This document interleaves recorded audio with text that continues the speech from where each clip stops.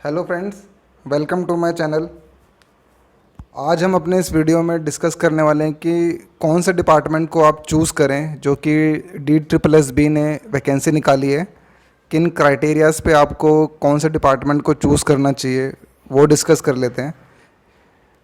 तो सबसे पहला क्राइटेरिया जो कि होगा सैलरी का क्राइटेरिया। हर डिपार्टमेंट में अलग अलग सैलरी है, थोड़ा बहुत डिफरेंस है सब डिपार्टमेंट्स के अंदर, तो वो मैं आपको इस वीडियो में बताऊंगा। सेकंड, ट्रांसफ़र का क्राइटेरिया कि किस डिपार्टमेंट के अंदर ट्रांसफ़र किस तरीके से हो सकते हैं और कहाँ कहाँ ट्रांसफ़र हो सकते हैं। थर्ड जो कि है प्रमोशन क्राइटेरिया, जो कि एक बहुत इंपॉर्टेंट क्राइटेरिया है फ्यूचर ग्रोथ के लिए कि आपके डिपार्टमेंट के अंदर आगे प्रमोशन ग्रोथ है कि नहीं है, या फिर आप काफ़ी लंबे टाइम तक जेई या फिर और पोस्ट पर अटक जाओगे। और फोर्थ कि वर्कलोड और आफ्टर जॉब लाइफ कैसी है, कि किस डिपार्टमेंट में कितना वर्कलोड है और आफ्टर जॉब लाइफ कैसी है। तो वीडियो अगर आपको अच्छा लगता है तो लाइक ज़रूर करें, शेयर ज़रूर करें और चैनल को सब्सक्राइब ज़रूर करें। तो चलिए स्टार्ट करते हैं इस वीडियो को। सबसे पहला क्राइटेरिया जो कि है सैलरी का क्राइटेरिया। एनडीएमसी के अंदर जो सैलरी है, सिर्फ ये डिपार्टमेंट है जिसके अंदर की सैलरी ऑन टाइम आती है। ठीक है, यहाँ पे इंडस्ट्रियल डियरनेस अलाउंस चलता है। अगर आप एमसीडी, इरिगेशन और डीपीसीसी या किसी और डिपार्टमेंट से कंपेयर करें तो इसके अंदर सैलरी जो है इन डिपार्टमेंट के मुकाबले थोड़ी ज़्यादा आएगी, क्योंकि इसके अंदर अलाउंसेस थोड़े अच्छे मिलते हैं और आईडीए के बेसिस पे थोड़ा ऑलमोस्ट अगर कंपेयर किया जाए तो ये 4600 के ग्रेड पे क्या इक्विवेलेंट लगभग सैलरी बन जाती है। ठीक है, सेकंड जो डिपार्टमेंट है एमसीडी का। एमसीडी का डिपार्टमेंट एक बहुत ही काफ़ी फेमस डिपार्टमेंट है, लोगों की प्रेफरेंस ज़्यादातर इसी की तरफ है। लेकिन अगर आप एमसीडी को सैलरी के मुकाबले कंपेयर करें तो सैलरी इसके अंदर जो है 2 से 6 महीने के डिले पे चलती है। अगर आप एसडीएमसी को देखें तो एसडीएमसी के अंदर सैलरी 1 महीने के डिले पे आती है, यानी कि जब आप 2 महीने की जॉब कर लोगे तब जाके आपको फर्स्ट मंथ की सैलरी मिलेगी, या फिर कभी कभी ऑन टाइम भी सैलरी चलती है इसमें। सबसे जो ज़्यादा डिलेड सैलरी है वो ईस्ट दिल्ली म्यूनसिपल कॉरपोरेशन के अंदर है। 5 से 6 महीने का डिले चलता है सैलरी के अंदर। तो अगर आप दिल्ली में नहीं रहते हैं और दिल्ली के बाहर से हैं तो ये थोड़ा आपके लिए उस एमसीडी में नौकरी करके थोड़ा सरवाइव करना मुश्किल हो जाएगा। ठीक है, थर्ड जो है दिल्ली जल बोर्ड। दिल्ली जल बोर्ड के अंदर जेई को 4600 ग्रेड पे दे रहे हैं। यहाँ पर दिल्ली के अंदर पिछले कुछ टाइम से जो है इसको इंक्रीज़ कर दिया गया था। अगर आप और डिपार्टमेंट जैसे MCD, DPCC, Delhi pollution control committee और इरिगेशन, इन तीनों डिपार्टमेंट से कंपेयर करें तो इसकी सैलरी इन तीनों डिपार्टमेंट से ज़्यादा होगी और लगभग एनडीएमसी के जो जेई होगी उसके बराबर होगी। तो 4600 ग्रेड पे की सैलरी मिलती है, तो यानी कि एक सैलरी के मुकाबले ये डिपार्टमेंट भी अच्छा है। ठीक है, नेक्स्ट पॉइंट जो कि इरिगेशन क्या है, इरिगेशन एंड फ्लड कंट्रोल हो गया, या दिल्ली पोल्यूशन कंट्रोल कमेटी हो गई, या फिर डूसिब हो गया। इन सब के अंदर 4200 ग्रेड पे के अकॉर्डिंग ही सैलरी मिलती है। तो ज़्यादा फ़र्क नहीं है स्टार्टिंग में। सारे अलाउंसेस, चाहे एचआरए हो, चाहे डीएनएस अलाउंस हो, चाहे ट्रांसपोर्ट अलाउंस हो, ये सारे एचआरए इनके अंदर सेम होते हैं, सैलरी में डिफरेंस नहीं आएगा। तो चलिए आगे चलते हैं नेक्स्ट पॉइंट की तरफ। नेक्स्ट पॉइंट है ट्रांसफ़र का क्राइटेरिया, कि किस डिपार्टमेंट में कहाँ कहाँ ट्रांसफ़र हो सकते हैं। एनडीएमसी के जिनको न्यू दिल्ली म्यूनसिपल काउंसिल जिनकी प्रेफरेंस है उनके लिए ये डिपार्टमेंट पोस्टिंग वाइज बहुत अच्छा है। पोस्टिंग वाइज इसलिए अच्छा है कि ये एक स्पेसिफिक एरिया जो कि 42 किलोमीटर स्क्वायर का न्यू दिल्ली का जो एरिया है वो वाला एरिया इसके अंदर आता है। जैसे Connaught Place, Lodhi Colony, Babar Road, Humayun Road, ऐसे वाले जो रोड्स वाले जो एरिया हैं जो कि बहुत ही रेप्यूटेड एरिया हैं सारे दिल्ली के, उनके अंदर इनकी पोस्टिंग होती है। तो एक स्पेसिफिक लोकेशन है, आपको कभी ऐसा नहीं होगा कि आपको साउथ दिल्ली या नॉर्थ दिल्ली जैसे एमसीडी के अंदर होगा, तो वैसा कोई नहीं है।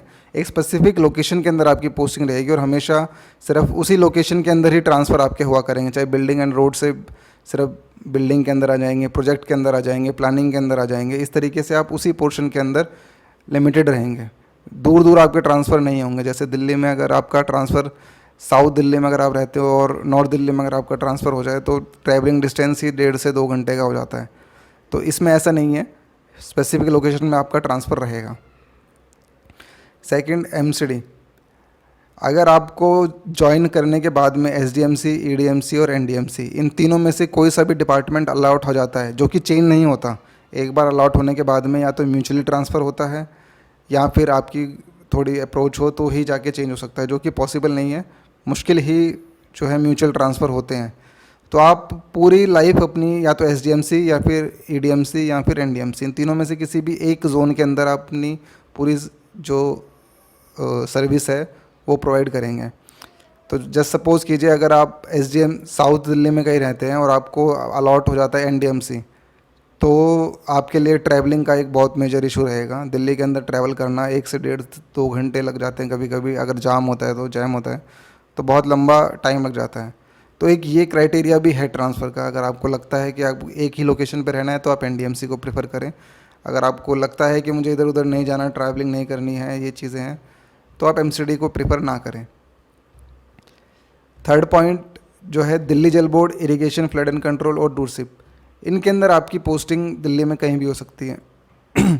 जैसे कि अगर आप इरिगेशन और फ्लड कंट्रोल को करें तो यमुना प्लेन, जो भी इनके मेजर रूरल एरियाज़ हैं, अनऑथराइज्ड कॉलोनीज़ हैं, वहाँ पर जो है पोस्टिंग होती है, क्योंकि इनका मेनली काम होता है ड्रेन्स को क्लीन करना, जो बड़े बड़े नाले हैं उनकी क्लीनिंग वगैरह, उनकी मेंटेनेंस फ्लड प्लेन्स में।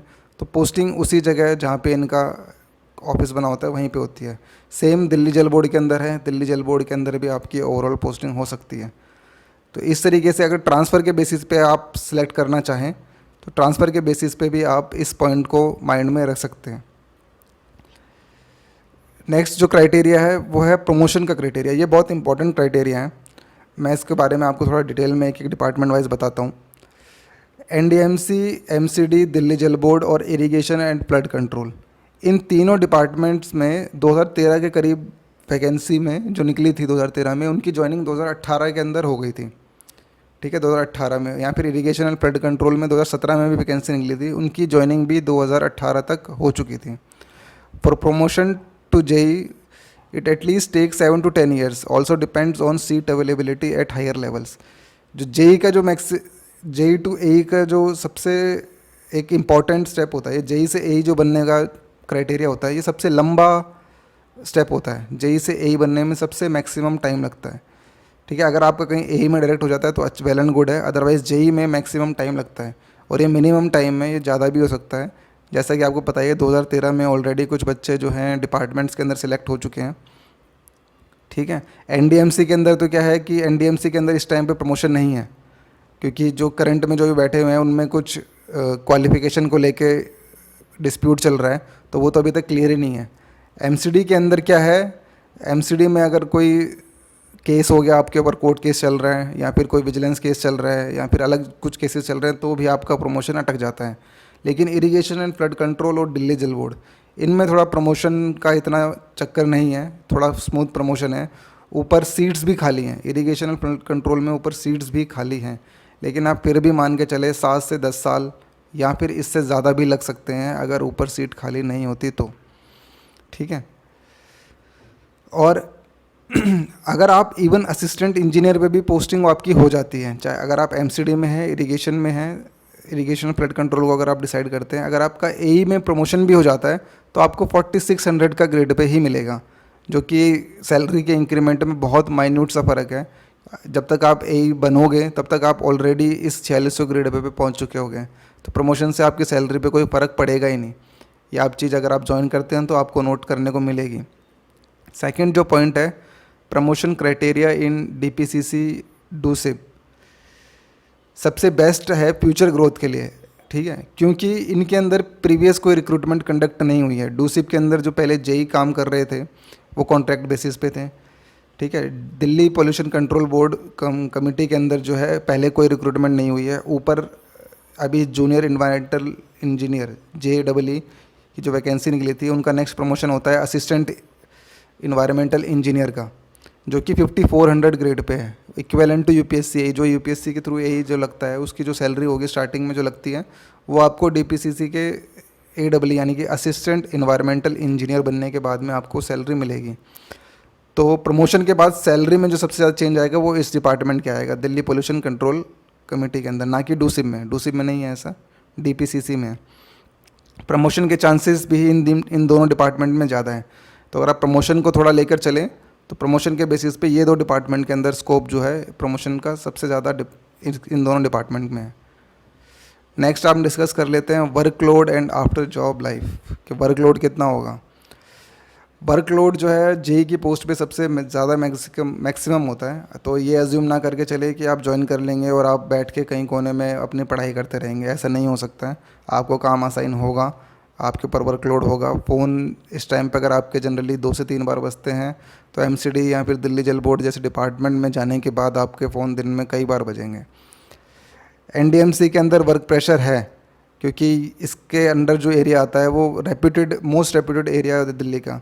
बट इसके अंदर बेनिफिट क्या है कि आपके ऊपर जो पॉलिटिकल प्रेशर होगा या पॉलिटिकल इंटरफेरेंस होगा एमसीडी के कंपैरिजन में वो बहुत कम होगा। ठीक है, आप फ्रीली वर्क कर पाएंगे और पॉलिटिकली इतना इन्फ्लुएंस नहीं होंगे इन चीज़ों में। तो लेकिन आफ्टर जॉब भी आपके फ़ोन कई बार बच सकते हैं अगर आप मेंटेनेंस में है तो, प्रोजेक्ट में है तो भी। तो ऐसा नहीं है कि आफ्टर जॉब भी आपको बिल्कुल 9 to 5 आईटी कंपनीज़ की तरह जॉब नहीं है, 24 आवर्स की ऑलमोस्ट जॉब हो जाती है। तो फ़ोन आपके बच सकते हैं। सेकंड एमसीडी के अंदर सबसे ज़्यादा वर्कलोड है। अगर दो डिपार्टमेंट जो कि एमसीडी के कंपेयर किए जाएँ, बिल्डिंग डिपार्टमेंट और मेंटेनेंस डिपार्टमेंट, तो सबसे ज़्यादा वर्कलोड होता है इन दोनों डिपार्टमेंट पे। अगर आपको पढ़ाई करनी है, अगर आप चाहते हैं यही के लिए पढ़ना, तो इस डिपार्टमेंट को में आपको बिल्कुल भी टाइम नहीं मिलने वाला है। ठीक है, क्योंकि बिल्डिंग डिपार्टमेंट में आप सुबह अगर 9-10 बजे जा रहे हैं तो शाम को आपको रात के 8 से 9 भी बज सकते हैं। मेंटेनेंस में भी ऐसा ही है, कभी भी आपकी ड्यूटी कहीं भी लग सकती है। जैसे अभी कोविड के पीरियड में कंटेनमेंट जोन में लगा देंगे। बहुत सारे काम होते हैं जो कि आपको टाइम नहीं मिलने देंगे। तो अगर आप एमसीडी को ज्वाइन कर लेते हैं तो आप भूल जाओगे अब आगे कभी किसी और जॉब के लिए प्रिपेयर कर पाओगे। थर्ड, दिल्ली जेल बोर्ड के अंदर जो मैक्सिमम वर्कलोड होता है वो समर्स के अंदर होता है क्योंकि पानी की सबसे ज़्यादा डिमांड होती है उस टाइम पे। तो उस टाइम पर जेई के ऊपर बहुत ज़्यादा वर्कलोड होता है। फील्ड पोस्ट है, बताइए आपको, जेई की फील्ड पोस्ट है, तो वर्क प्रेशर बहुत ज़्यादा होता है। अगर आप इरिगेशन और फ्लड कंट्रोल को कंपेयर करें तो उसका जो मेनली काम होता है वो रेनी सीजन से पहले होता है और रेनी सीजन से बाद होता है। थोड़ा बहुत इसके अंदर पॉलिटिकल इन्वॉल्वमेंट भी होता है, ज़्यादा नहीं होता। अगर आप पढ़ाई को लेके कंपेयर करें तो इसमें आपको थोड़ा बहुत टाइम मिल सकता है इरिगेशन या फ्लड कंट्रोल में। आगे अगर आप किसी हायर पोस्ट के लिए पढ़ना चाहते हैं या यूपीएससी इंजीनियरिंग सर्विसेज के लिए पढ़ना चाहते हैं तो आपको इस डिपार्टमेंट में थोड़ा बहुत टाइम मिल जाएगा। नेक्स्ट जो है डूसिप एंड डीपीसीसी, वर्कलोड इतना ज़्यादा नहीं होगा। ठीक है, आप हायर जॉब के लिए पढ़ सकते हैं। आफ्टर लाइफ जॉब भी आपको डीपीसीसी जैसा हो गया तो उसमें 9 to 5 के बाद आपको इतनी दिक्कतें भी नहीं होंगी। डूसिप के अंदर ऐसा हो सकता है कि डूसिप में कुछ पोस्टिंग्स पे काफ़ी काम होता है। ठीक है, और कुछ पोस्ट पे बिल्कुल खाली बैठना होता है।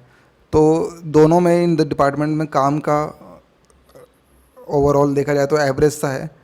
इतना ज़्यादा वर्कलोड भी नहीं होता तो बिल्कुल कम भी नहीं होता। अगर आप पढ़ना चाहते हैं तो इन लास्ट के 3 डिपार्टमेंट इरिगेशन, डूसिप और डीपीसीसी, इनके अंदर आपको पढ़ने का टाइम मिल सकता है।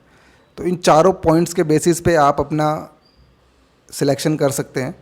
और आपको क्या चाहिए, मतलब आपकी प्रेफरेंसेस क्या हैं कि आपको वर्कलोड चाहिए कि नहीं चाहिए, टाइम चाहिए कि नहीं चाहिए, पॉलिटिकल इंटरफेरेंस से बचना है आपको। तो इनके बेसिस पे आप डिसाइड कर सकते हैं कि आपको कौन सा डिपार्टमेंट ज्वाइन करना चाहिए।